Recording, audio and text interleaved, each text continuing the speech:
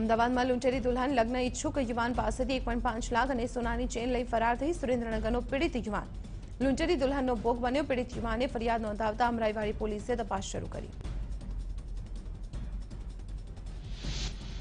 અમરેલીમાં Vadia ST bus સ્ટેશનમાં વિદ્યાર્થીઓએ હલ્લાબોલ કર્યો. બગસરા રાજકોટ રૂટની એસટી બસ સ્ટોપ ન હોવાથી વિદ્યાર્થીઓએ બસ રોકીને ચક્કાજામ કર્યો.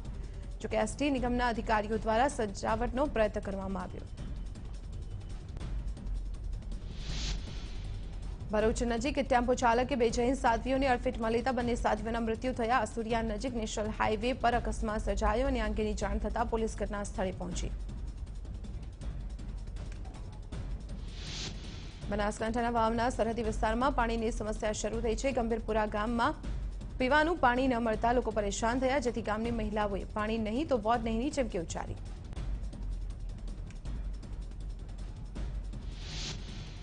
તાપીના સોનગઢના દુમતા ગામે પાણીને લઈને મહિલાઓએ વિરોધ કર્યો. 5 વર્ષથી બોરીસાગર પાણી પુરવઠા યોજના હોવા છતાં 80 ગામો પાણીથી વંચિત છે.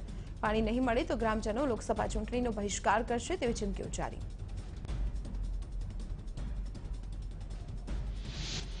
અમદાવાદ મનપાના આરોગ્ય વિભાગ દ્વારા કેરીના વેપારીઓ પર તવાઈ બોલાવવામાં આવી છે. આરોગ્ય વિભાગે ફ્લાઇંગ સ્ક્વોડ બનાવી વેપારીઓને ત્યાં દરોડા પાડ્યા અને સડેલી અને એથિલિનથી પકવેલી કેરીના જથ્થાને જપ્ત કર્યો અને દંડ ફટકારી કાર્યવાહી પણ હાથ ધરી.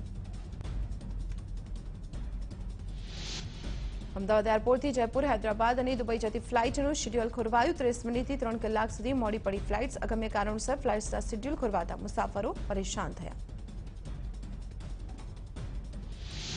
અમદાવાદ એરપોર્ટ પર વધુ એક વખત ફ્લાઇટ રદ થતા મુસાફરો મુશ્કેલીમાં મુકાયા. અમદાવાદથી મુંબઈ જતી ફ્લાઇટ અચાનક રદ થતા મુસાફરોમાં આક્રોશ જોવા મળ્યો. મુસાફરોનો આક્ષેપ છે કે આવી ઘટનાઓ દર ત્રીજા દિવસે બને છે.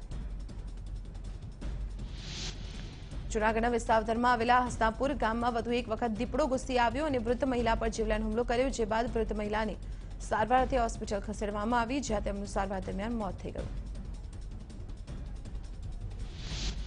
ભરૂચના ખંભાતના અખાતમાં 2 ડોલ્ફિન જોવા મળી. દરેજના જાગેશ્વરના કિનારે છેછા પાણીમાં આવી જતા તરફડિયા મારતી 2 ડોલ્ફિનમાંથી એકનું મોત થઈ ગયું, તો અન્ય ડોલ્ફિનને માછીમારોએ બચાવી સમુદ્રમાં પરત મોકલી.